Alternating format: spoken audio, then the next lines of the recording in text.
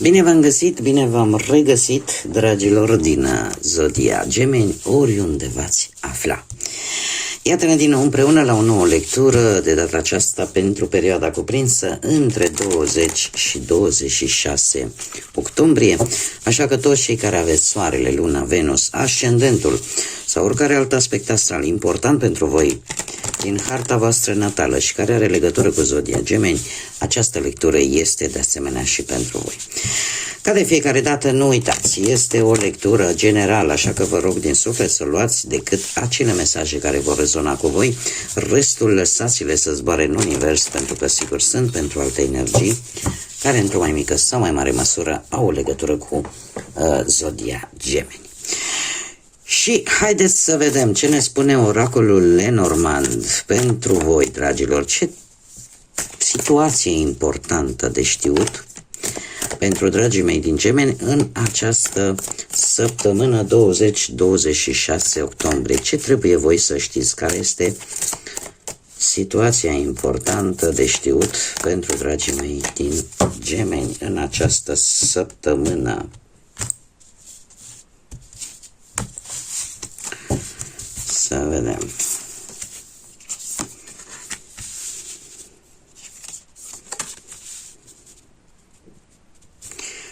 O informație importantă, chiar importantă, din câte văd eu aici. Aș zice că este ceva plăcut. Este o informație plăcută, o informație care îți ridică moralul, care îți aduce optimism, îți crește încrederea, ceva iese la lumină, dar din câte văd eu aici este ceva plăcut. Este ceva la care nu te așteptai sau nu știai sau poate decât îți imaginai, dar cumva lucrul ăsta este oarecum la lumină. De ce? Pentru că, nu știu, poate să fie legat de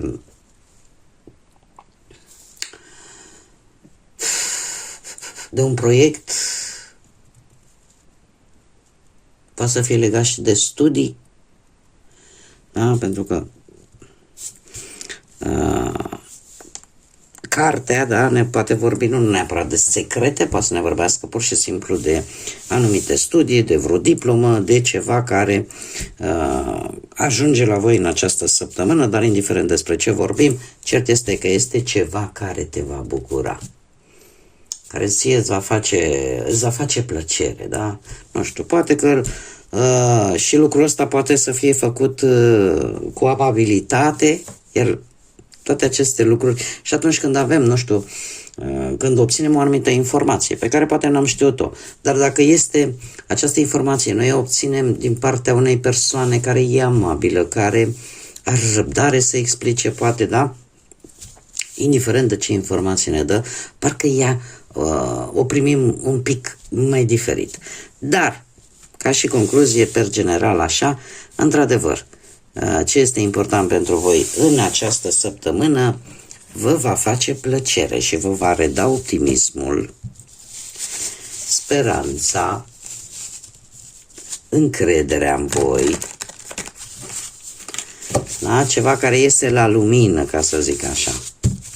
Dar este ceva plăcut. Haideți să vedem ce ne spune și tarotul, ce vine pentru dragii mei din Gemeni în săptămâna 20-26 octombrie, atât pe plan profesional, financiar sau sentimental. Să vedem.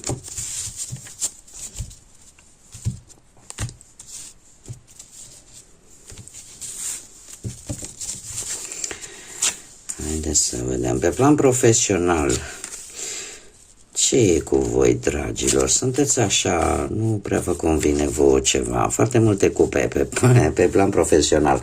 Asta îmi spune că e o nemulțumire, aș zice, mai mult în interiorul vostru, în ceea ce simțiți voi, în emoțiile voastre. Este ceva care nu vă convine, nu trebuie să fie neapărat ceva strict fizic, da? Este ceva acolo în interiorul vostru care nu prea vă dă pace, vă cam demoralizează, ca să zic așa. Acest 5 de cupe, cel puțin, îmi spune că e posibil ca nu știu, o anumită promisiune să se fie anulat sau într-un fel sau altul apar anumite pierderi, că e de ore, da? Cei care lucrați ținând cont de orele lucrate, da? Sau anumite întârzieri.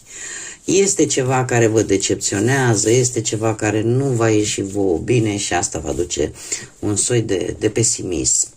Un soi de pesimism și de lipsă de chef,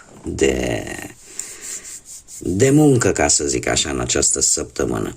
E adevărat că avem un rege de cupe care îmi poate vorbi de zodiile de apă, rac, pești sau scorpion. Poate că unii dintre voi, poate chiar aveți un ascendent într-o zodie de apă și atunci se pare că încet încercați să fiți cât mai echilibrați, să fiți cât mai diplomați, cât mai calmi la locul de muncă sau în ceea ce privește cariera asta voastră profesională. Eu aș mai spune că și dacă veți avea de luat totuși niște decizii, le veți lua destul de echilibrat. Dacă nu vorbim de cei care poate aveți un ascendent într-o zodie de apă, atunci putem vorbi de o energie din viața voastră profesională care te poate ajuta să rezolvi această găselniță, această situație care nu vă prea convine. Către sfârșitul săptămânii avem de data aceasta un 6 de cupe care îmi vorbește de foarte multă creativitate pe partea asta muncii. Și e posibil ca această persoană care va încerca să vă ajute să fie o persoană pe care voi să o cunoașteți de multă vreme. Asta așa ca ca un punct de unde să porniți, să fie cineva pe care voi îl cunoașteți de foarte mulți ani, probabil, nu știu, din copilărie, din adolescență, sau pur și simplu să fie o persoană cu care voi ați mai colaborat, cu care voi ați mai lucrat și care să vă dea o mână de ajutor, ca să zic așa, în ceva legat de muncă. Și chiar puteți găsi și un job, poate ajutați de această persoană.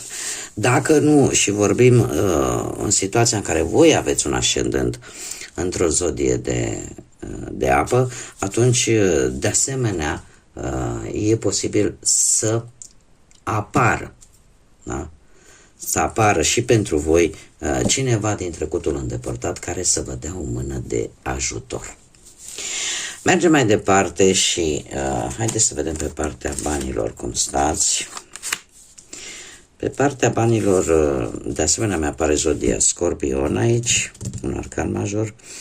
Dragii mei, dragi, pe partea banilor eu aș spune că e posibil ca hazardul să aibă un cuvânt de spus din punctul ăsta de vedere al banilor. De ce spun lucrul acesta? În primul rând că avem acest rege de spade care vă poate reprezenta foarte bine și pe voi, pentru că reprezintă zodiile de aer, Gemeni, Balanță sau Vărsător,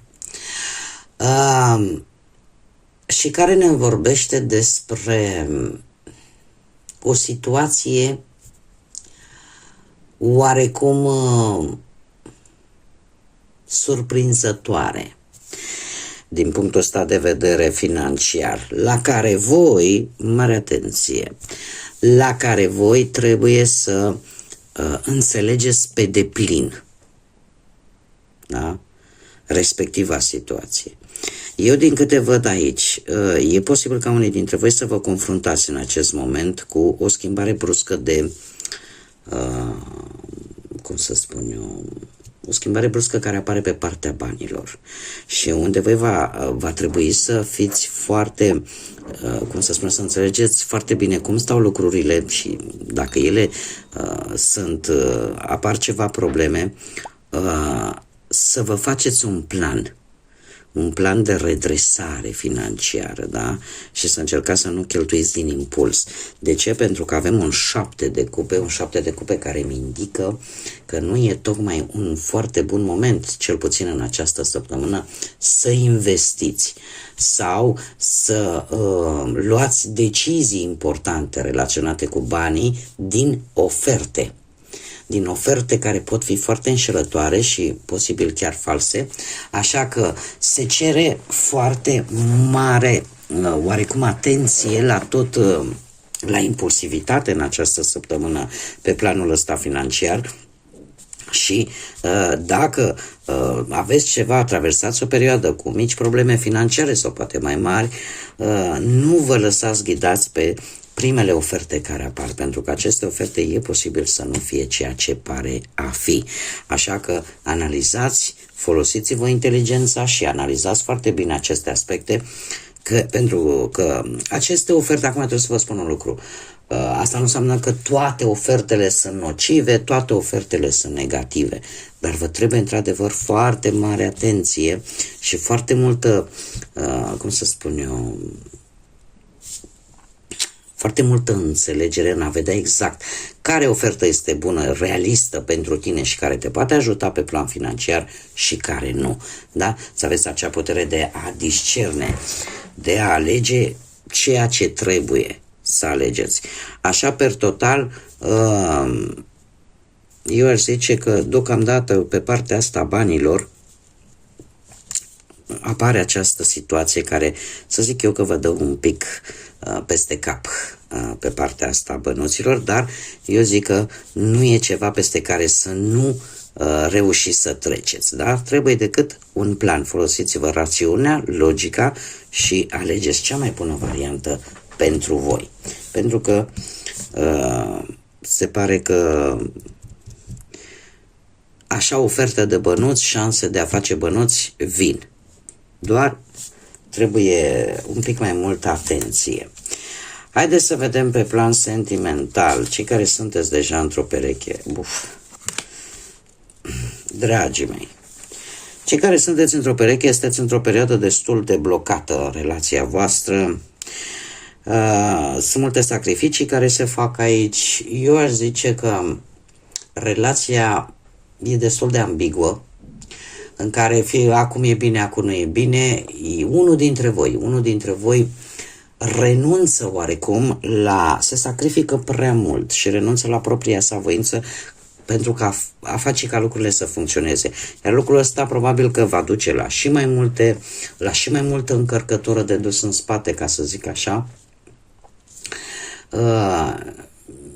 Zecele ăsta de bâte îmi vorbește de o luptă pe care se pare că voi, sau unul dintre voi cel puțin, o duce pentru a salva relația. Dar, nu știu, mie mi-apare un nou început. Către sfârșitul săptămânii. Decizia unui nou început. Cred că pentru unii dintre voi relația asta a fost strict pasională și nimic mai mult, adică nu a avut o legătură strânsă emoțională, sentimentală, tot mai mult o atracție fizică și parcă nimic mai mult, pentru că cu nebunul aici cam asta ne vorbește, de relații pasionale, dar care nu durează mult. Și unul dintre voi va fi dispus, știi ce, până aici merg mai departe. Era un film, când eram eu tânără, se numea Angela merge mai departe. Cam așa. Adică nu se ia decizia la un moment dat, știi, pur și simplu, punct și de la capăt. Next. Am nu știu dacă e din păcate sau din fericire, voi decideți. Cei care sunteți singuri, săptămâna aceasta pentru voi se pare că veți fi un pic mai irascibili. Nu știu dacă la muncă, nu știu dacă în general în conversațiile voastre, în dialogurile voastre sociale. e posibil ca unii dintre voi să fiți interesați oarecum de cineva, dar acest cineva nu este tocmai de capul său, sunt și alte persoane cumva involucrate acolo. Apare o luptă, ca să zic așa, și exact când o să ziceți, domne, în sfârșit i-am câștigat atenția, în sfârșit am câștigat cu tare lucru, pentru că avem soarele, nu știu, zodia leu sau zodia pești, dacă vă spune ceva, dragilor, cei care sunteți singuri, doar că știți cum e, avem soarele și luna, cam aceeași tipologie, în care acum parcă vă dă na bună, acum vă bagă în ceață. Lucru care, adică voi, posibil, nu știu, să aveți anumite divergențe cu terțe persoane, cu persoane din exterior, pentru cineva care pe voi vă interesează. Da? Posibil și acest lucru. În ideea că voi veți câștiga, în ideea că voi reușiți cumva să atrageți atenția poate acestei persoane sau să, nu știu, e ceva pentru care voi luptați. Doar că, așa cum am mai spus, acum parcă e bine, acum vă dă în bună și dintr-o dată vă bagă în ceață. Da? Asta îmi vorbește de un pic de indecizie. Un pic de indecizie către sfârșitul săptămânii în care tu vei încerca până într-un final să vezi de fapt cum stai.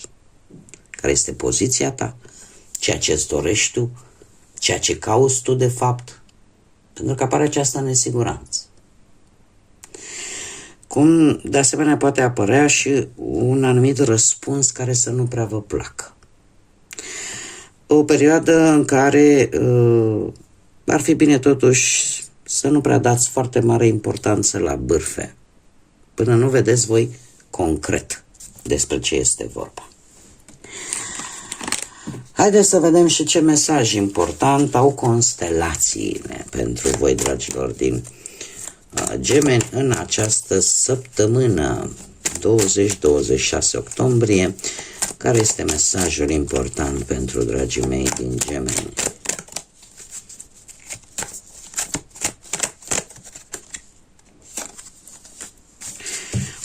Și avem constelația Casiopeia. Casiopeia care ne spune în felul următor: frumusețe, încredere și autoritate.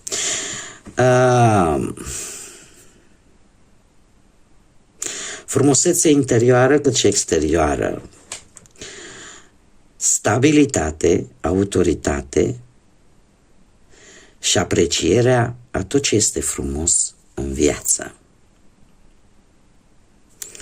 Foarte interesant. Se spune despre Casiopeia, era o regină etiopiană care este fiica Andromedei și care avea, ca să zicem așa, nu știu dacă era neapărat o calitate, dar încurca oarecum oamenii, adică era foarte vanitoasă, foarte lăudăroasă și mai ales în ceea ce privește frumusețea ei, punând-o în pericol chiar pe fiica sa, pe Andromeda, care a dus în cele din urmă la căderea ei. Deci, dragilor, în această săptămână, da, fiți, cum să spun eu, apreciați frumusețea vieții, da? Încercați să nu fiți vanitoși, încercați să, cum să spun eu, să vă păstrați într-un echilibru din punctul ăsta de vedere și a legăturii cu ceilalți, da? Pe partea asta socială, încercați să căutați acea frumusețe interioară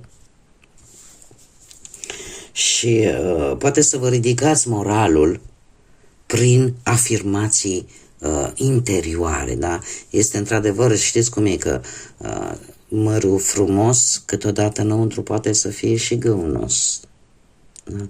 Adică contează un anumit procentaj aspectul exterior, dar eu cred că totuși cel mai important este aspectul nostru interior.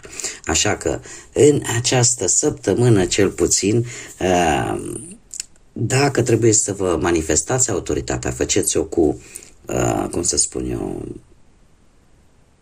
cu asertivitate, faceți-o într-un mod în care să nu-i răniți pe ceilalți. Da? Încercați să, chiar dacă aveți o părere foarte bună despre voi, ceea ce nu este un lucru rău, dar la un moment dat nu trebuie dus în extrem, da? Pentru că devenim vanitoși, da? Devenim narcisiști atunci când întrecem o anumită limită. Deci nu este un moment bun pentru acest lucru și trebuie să lăsăm ca lumea cumva să vă cunoască și din punctul ăsta de vedere intern, da, cum sunteți voi ca și oameni. Cam asta ar fi mesajul Casiopeiei, această constelație care azi a căzut la voi. Așa că cam atât am avut pentru voi astăzi. Eu vă mulțumesc pentru atenție, desigur vă mulțumesc încă o dată, mii de mulțumiri tuturor celor care, ca de fiecare dată, contribuie la dezvoltarea acestui proiect numit Tarot Flori de Loto prin intermediul like-urilor, comentariilor și distribuirilor voastre. Desigur, invit pe toți cei care încă nu s-au abonat, este gratuit, o puteți face dacă ați rezonat, dacă v-a plăcut și dacă mai doriți să vedeți lecturi de acest gen și felul în care eu le interpretez. Eu vă aștept cu mare drag și cu mare interes aici pe canal, ca de fiecare dată, o săptămână plină de înțelepciune, o săptămână în care graba strică treaba, trebuie să fiți cât mai, să analizați cât mai bine lucrurile. Iar până data viitoare când ne vom reîntâlni la o nouă lectură, eu vă doresc tot binele din lume. Tot binele din lume, multă lumină în suflete și în gânduri și, desigur, să fiți iubiți, dragilor.